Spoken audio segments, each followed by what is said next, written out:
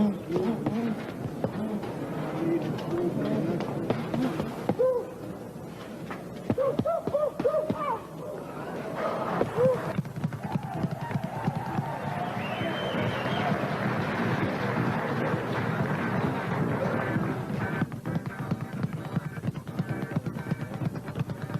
body's always balanced so that he can always punch no matter what position he is.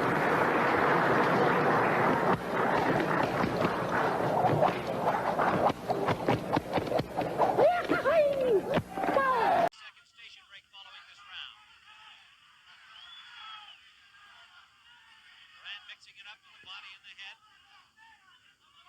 And Kilo, using his bigger stature, to continue to lean on Duran, who scores again inside. He hurt Kilo with that right hand uppercut, Tim.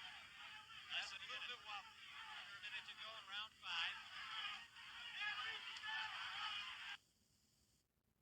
This is round 1 at Madison Square Garden. On the right of your screen is the lightweight champion of the world, Roberto Duran. And now at the top of your screen is Monroe Brooks, a native of Texas, fighting out of Los Angeles.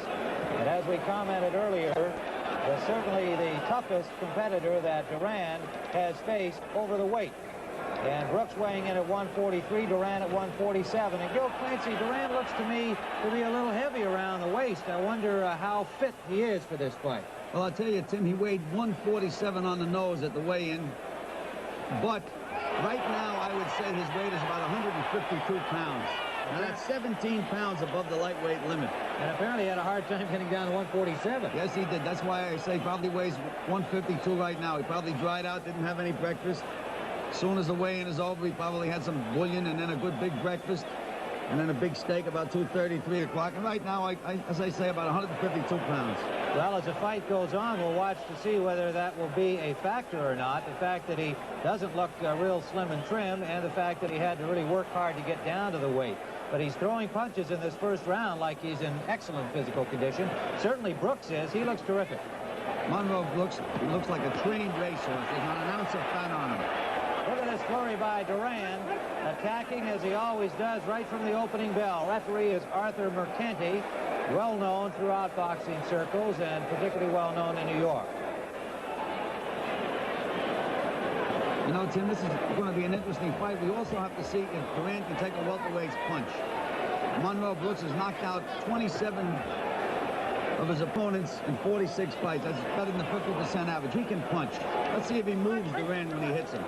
Duran has been fighting some other fights over the weight, and indeed recently against Adolfo Viruet, Ezequiel Obando. He won a decision over Viruet and knocked out Obando. But this is, as we commented earlier, certainly the toughest welterweight opponent he has faced. This is one of the top-ranked welterweights in Monroe Brooks. We're under a minute to go in round 1. Right now, Duran looks like much the physically stronger fighter. I like that little move he makes, Tim. You see, he feints that left hook and steps over to the right. He actually puts his right foot behind Brooks' left. Takes him out of position. He can't get hit, and he can hit himself. One of the things that we've noticed about Duran in his last few fights is his tremendous improvement as a boxer. People still think of him, I think, as a street slugger, a guy that just came out there and threw leather and overpowered people, but he's really polished himself as a boxer. Yes, he has. Got hit with 2 vicious left hooks. Final seconds, Gil, of round number 1 for Madison Square Garden.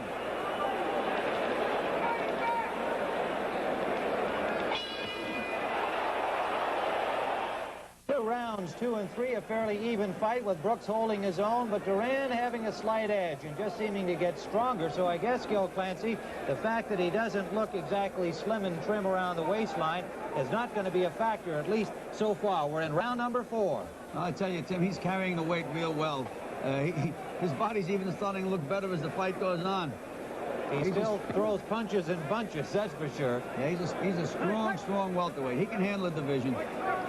Roberto Duran on the right of your screen, and you can see he's lost the N off the name on the bottom of his trunks. Apparently kind of stuck on there with some kind of adhesive, and he's lost the letter N. But that, I'm sure, is the farthest thing from his mind. The sheer joy of boxing is what you see with Duran, and if he gets hit, that's usually when he'll smile and then come back with a flurry of his own. Well, I tell you, Brooks says, oh, good, that's not hit with a big right hand. Straight right from Duran. And I tell you, I like Brooks. When he gets hit a good hard punch, he fights back. He fights hard. That's what keeps him in the ball game, Tim. Duran has lost only once in 64 career professional fights. That to Esteban de Jesus. He revenged it with a victory for the lightweight championship. And Tim, you talk about the difference in the welterweight and the lightweight division. Probably that right hand that Duran landed. If he had a lightweight with that punch, I think the lightweight would have went down and out. I would sure think so, and it's happened for him 50 times in 64 fights. Look at this. Duran really working on Brooks, but Brooks showing amazing stamina. We talked about his conditioning back in the first round. He is really ready physically for this fight, and he's showing he can take a punch. Well, I'll tell you, there's something about that Madison Square Garden that bring the best out in fighters. He knew he was fighting in Madison Square Garden. He knew he was fighting a living legend, and he's in condition and ready to go. It's the opportunity of a lifetime. Sure is. We've got less than a minute to go in round number 4 for Madison Square Garden. Roberto Duran on the left of your screen now, circling to the right. Brooks giving him a real good scrap, but Duran showing that he can fight at this weight. He's got a long way to go, of course. It's scheduled for 10. You know, you would think... go ahead, there's a sign of a smart fighter. When the referee broke Brooks, he walked away and he walked behind the referee. Gave him a chance to regroup. Yeah. That's something that's taught in the gymnasium. Doesn't happen by accident. Well, Brooks showing his class. And again, his stamina as he took another fine right hand from Duran. Duran just looks like he loves being in that ring. Got to be the most exciting boxer active today. There are a lot of good ones around, but Duran would have to be at the top of the heap for fan appeal. Final seconds, round 4. Round number 6, Roberto Duran and Monroe Brooks. In the 5th round, Brooks came back strongly against Duran, but I guess we'd still have to have Duran ahead at this point, Gil. Oh, yeah, Duran has won just about every round, but Brooks has been in every round, Tim. It's a question of Brooks landing one big punch and hurting Duran. If he can't do that, he can't win the fight. Roberto Duran on the left of your screen, Brooks on the right. Two well-conditioned athletes. We talked about the conditioning of Duran. As you can see, he doesn't look all that fit around the waistline, but boy, he has been throwing leather like he is in excellent shape. The 6th round, and Duran so far through 6 rounds against a class opponent like Brooks has shown he can do very well against the welterweights. And boy, there are a lot of great fighters in this class, Gil. Yes, there are. The welterweight division today, Tim, has more class fighters than any other division. You have the 2 champions. You have Palomino, you have Cuevas, you have Benitez, you have Weston, you have Dave Green, Sugar Ray Leonard. Just a great class. And with Duran moving up into the class, it's probably going to be the most exciting class in boxing today. Boy, there's a youngster in Detroit, the name of Tommy Hearns, getting a lot of attention. He's been flattening everybody in sight. He's going to be a factor soon against name opponents. Yes, you mentioned his name, and all of the top welterweights managers shake. Yeah, I'm sure they'll be trying to duck him for a while, but he's a name you're going to hear more about, Tommy Hearns. But right now, you're looking at Roberto Duran, the lightweight champion of the world, fighting at 147 pounds. He looks very comfortable at this weight. In fact, there's talk about Duran maybe even becoming a middleweight at some point. Well, no, I would have to say that the welterweight limit is going to be it for Roberto Duran because of his height and his square build. But I think that he can handle welterweights. He's going to be a factor and maybe even a champion in a short time. Good right hand. Look at those short punches he's landing on Brooks now. Now look at that look on his face, Gil. This is what makes him so exciting. He just loves the combat. Under a minute to go. We're in round 6. The crowd really loving it here in New York, as they do everywhere when Duran's fighting. And credit to Monroe Brooks. Woo! Brooks is lucky Duran missed that one. Yeah, but he didn't miss the follow-up. He knows his way on the inside, too. He keeps his elbows in close, keeps him close to the body, and he's a good defensive fighter now, Roberto Duran. Well, that's what we talked about earlier. Under 30 seconds to go. He has really developed as a boxer. He's much more than a fighter now. Referee Mercanti doing a good job, as always. See the way Duran follows up. He throws a right hand, left hook comes right behind it. Final seconds of round number 6.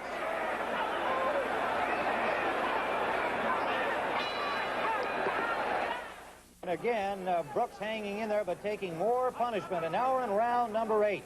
And Duran really seems to be dominating Brooks now for the first time, showing a little signs of tiring, Gil. Yes, he is. Duran has been setting a tremendous pace, and he's been landing some heavy punches to Monroe Brooks. And punishment. And any question about Duran's conditioning is moot now, because he has continued to throw a lot of punches and throw them together. Lots of combinations, showing no fatigue whatsoever. I tell you, Brooks still looks like he's in good condition, but he's starting to flinch when Duran feints. He's feeling the effects of the punches. Roberto Duran, 63 victories, only 1 defeat. Did you see Brooks try to jump up and down? That means he's not feeling his legs too good. He actually tried to feel and say, are my legs still there? He wants to know. We'll find out.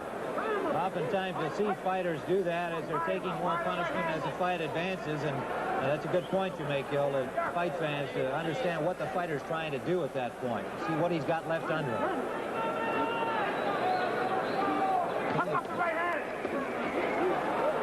Round 8, Duran just landed another tough, short left. You can just see Brooks' head snap back from the punch.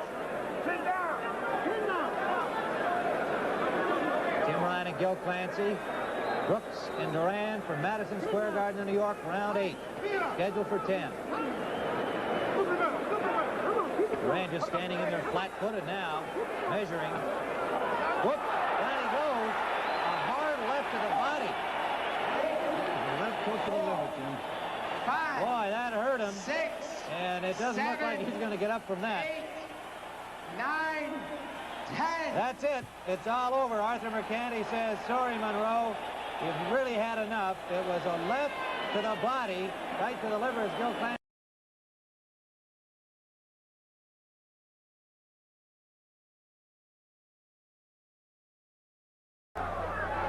He's been around a long time for a youngster. He won the title when he was very young. And he is a warrior.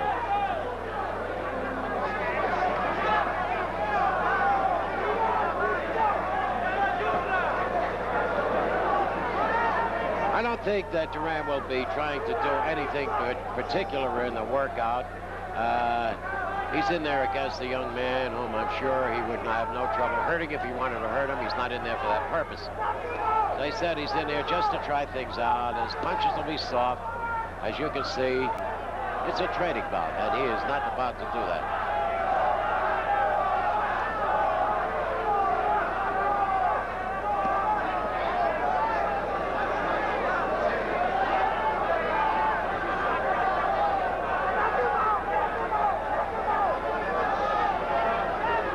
Been in New York for about a month now, training here.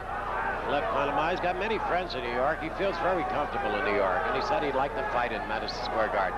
Well, that might happen, but a lot of things have to happen before that. As I said, he has a fight scheduled, although I do not know if it's signed, in Montreal against a boy by the name of Fernand Marcotte. And the men running the gym would say no, and they would walk away. The next day, the man would say yes, and they would take out their $1 bill, hand it to him, go in and watch the workout.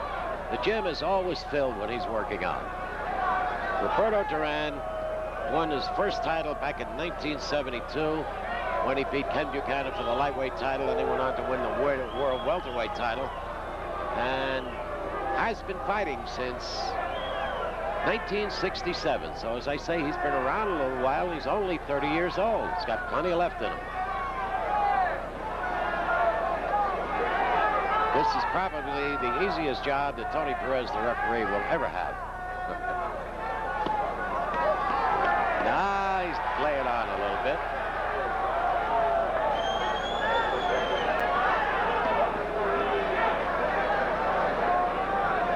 He'll stick a few in there, maybe, just to shake up the fans. To say nothing of Simon Smith, you'll shake him up, that's for sure. He's an exceptionally strong young man for his size. Yes, the speed is there yet. The speed is there, the way he does his specialties. He gets you wondering about that left hook, and then he comes across with that right hand. That's his method of operation, usually.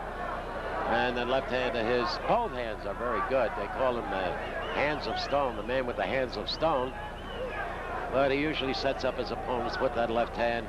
double hooks them, jabs them, and they don't know what's coming. They're watching for the left and they catch the right. Now just imagine these punches that he's throwing. They're soft punches. Just imagine if he had put power into them. He's getting a lot of body blows in there on Simon Smith. They're just soft blows. And if he had put shoulder into it and power, what would have happened?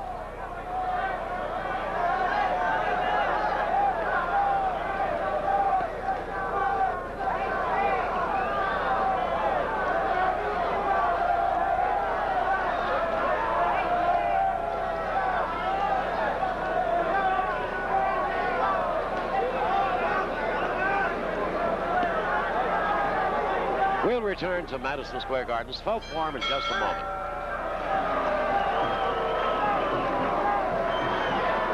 Certainly helped and certainly brought added glory to the great country of Panama, and I think that the people of Panama really deserve him, really owe him really a debt of gratitude. He deserves it.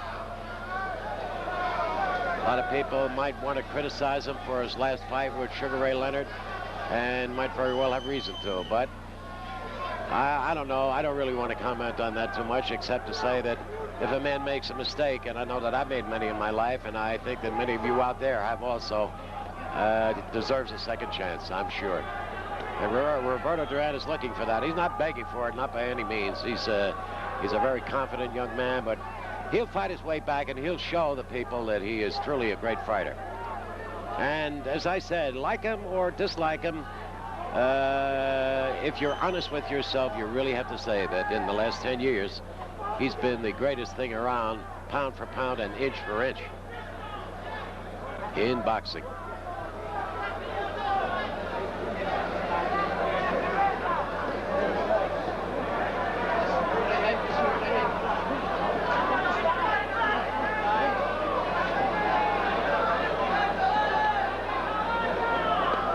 There's no question that his popularity is still there. You saw that when he came into the ring. Everybody here in Madison Square Garden's felt for him, stood up and cheered him. Walks down the street, the cab drivers yell at him as he walks down the street, and people yell his name, and he's known wherever he goes. Even though he doesn't come from this country, he's a very well-known and a very popular fighter here in New York, and I'm sure in many other places in this country.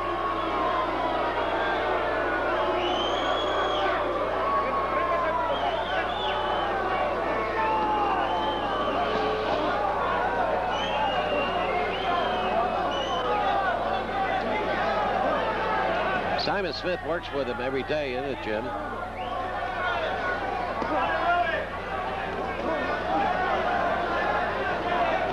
The round is almost over.